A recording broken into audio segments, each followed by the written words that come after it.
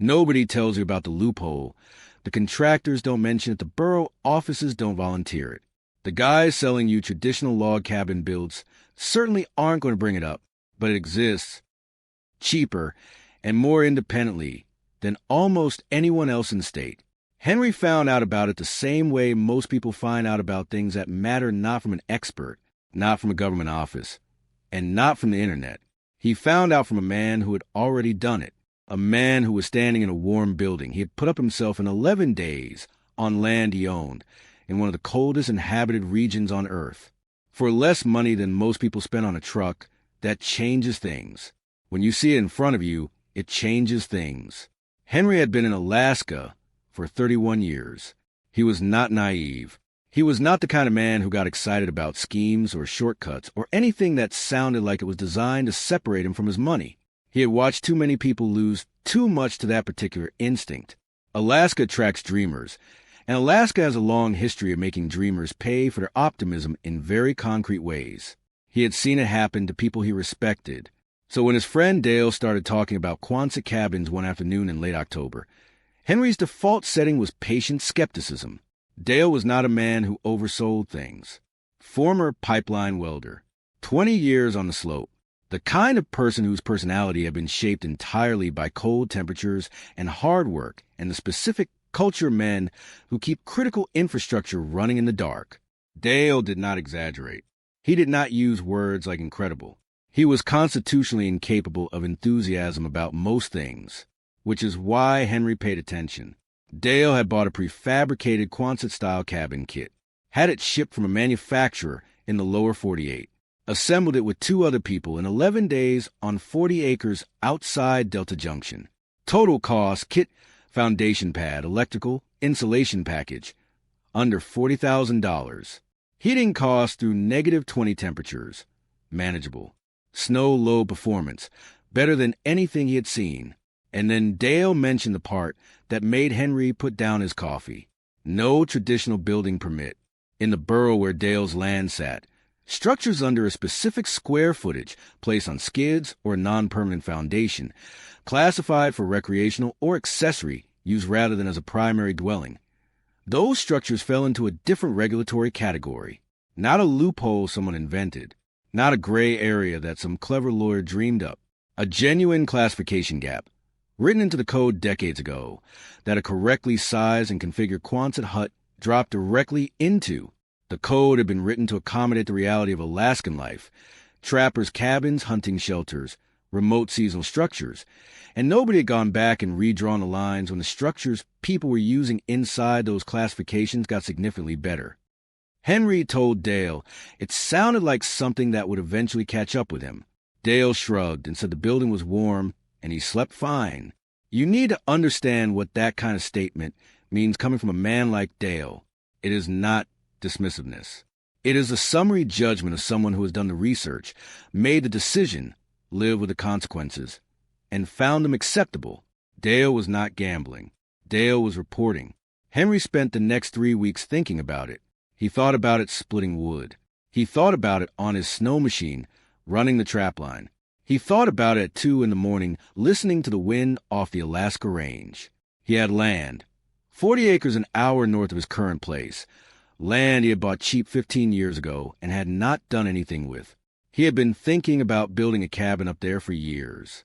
Every time he priced out conventional construction in that location, with the logistics of remote material delivery and the cost of contracted labor in interior Alaska, the number landed somewhere north of $200,000. That was a number that made a cabin impossible. He did not have $200,000 for a hunting cabin, but $40,000 was a different number entirely. He started reading. Not asking, reading. He learned the full history of what he was looking at. Quonset huts did not start as a civilian product. They started as a military necessity. World War II. The United States needed shelter for personnel that could be shipped anywhere on Earth, assembled by men with no construction background, survive any climate, and be ready to use almost immediately. The answer was the arch. An arch structure made of corrugated steel panels needs no frame. The arch is a frame. The geometry handles the load. You lock the panels together, put in walls in, and you have a building.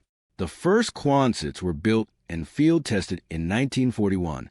By the end of the war, the military had deployed over 150,000 of them across every theater of operation: the Pacific, Europe, North Africa, the Arctic, in temperatures that make interior Alaska look temperate. In conditions of sustained brutal use, they performed. That is not a small statement. That is 70 years of proof across every climate on Earth. What changed in the decades after the war was refinement, not concept. Modern kits use heavier gauge steel, better fastener systems, engineered for specific wind and snow load ratings. Some manufacturers offer end wall packages with real windows, proper doors, and interior liner systems that make the space look and function like a conventional room rather than a metal tube. The arch geometry that made the original design work had not changed because it did not need to. You were buying into something with a longer and more rigorous performance record than any conventional residential construction system in existence. Henry also did what he should have done first.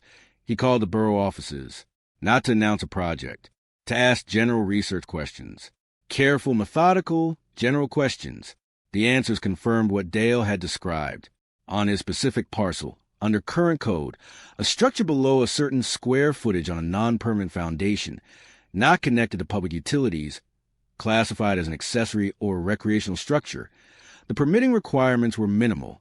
The property tax classification was substantially different from what would apply to a permitted permanent dwelling. This was not a rumor. This was not an interpretation someone was trying to sell him. It was how the code read, confirmed by the people who administered it. He called Dale. He said he had been thinking. Dale said he expected as much and invited him north. Henry drove to Delta Junction on a Saturday in late November. -8 when he arrived. Sky the flat white, that means snow is coming. The Quonset appeared through the spruce trees at the end of a 2-track off the main gravel road, and his first reaction was that it was smaller than he had pictured. His second reaction, about 30 seconds later, standing outside his truck looking at it, was that it was exactly right, not trying to be something it wasn't, sitting in the clearing like it belonged there, with 2 feet of snow on the curved roof that the arch was handling without any visible stress. The red door was the only real color in a landscape of white and gray and dark spruce green. It looked like a place where a capable person had made a deliberate decision. Inside, it was warmer than it had any right to be at -8 with moderate wind. Dale had done the insulation in layers. Spray foam against the metal skin first, then wood-framed interior walls with additional bad insulation, then pine board paneling. The curved ceiling followed the arch and gave the space a surprising sense of openness.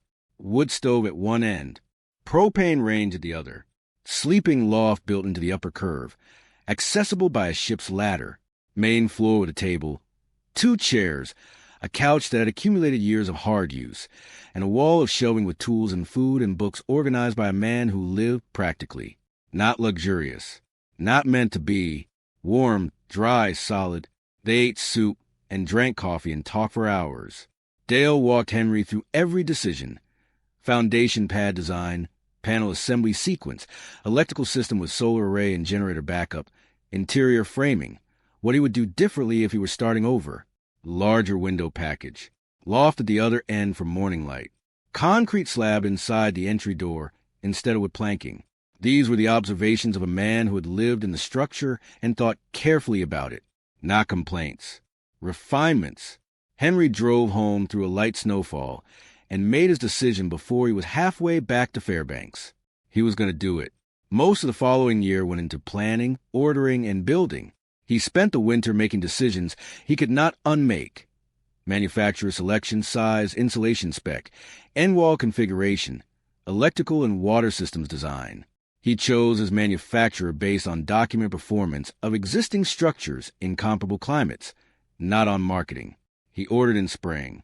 The kit arrived at a freight depot in Fairbanks in late June inside a shipping container, and he hauled it out to his land on a rented flatbed. The previous fall, he had cleared the site and put in a compacted gravel pad himself with a rented skid steer. The groundwork was done. He had also arranged labor in the form of his neighbor Pete, a retired heavy equipment operator, who had agreed to help with the build in exchange for 2 seasons of hunting rights on the property. Henry considered that trade favorable to both parties. They started assembly in early July. Pete was exactly the kind of person project like this needs. Methodical, physically competent, completely unintimidated by new systems, able to read a set of instructions once and understand them in 3 dimensions. Henry was no amateur builder himself. He had put up a shop and a cache and other structures over the years. But Pete operated on a different level, and the combination worked well. They did not waste words. They anticipated each other. The work moved. The arch stood by the end of day 3. The panel system locked together with engineering-grade precision, and there is a particular satisfaction in watching something geometrically designed function exactly as intended. End walls took another 3 days.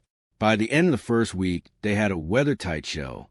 Henry stood outside it on Sunday evening with a beer, looking at it in the long, low Alaskan summer light, and felt the specific satisfaction that comes from having built something real with your hands. It lived in his chest, not his head. That distinction matters. Interior work consumed the rest of the summer and into fall. He pushed the insulation harder than Dale had, using spray foam professionally applied as a primary layer against the metal, then doing the interior framing himself over the following weeks. The electrical system was designed around a solar array with a substantial battery bank and a propane generator as backup. Water came from a gravity-fed cistern he would fill by hand or water delivery. No well, no traditional septic. An outhouse with a proper composting setup, standard on remote borough properties and without regulatory friction. He was not trying to replicate a suburban house in the wilderness. He was building a capable, independent structure that matched the reality of where it was located.